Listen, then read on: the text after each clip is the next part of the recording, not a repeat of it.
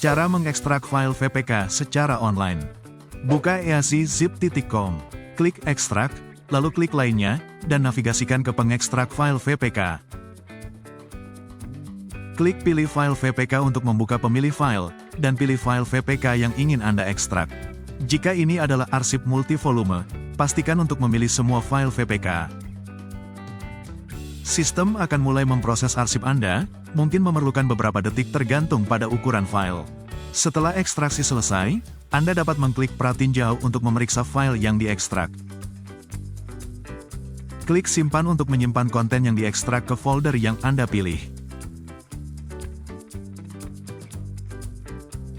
Semudah itu. Semoga ini membantu. Silakan klik logo dan berlangganan, itu akan sangat berarti bagi kami.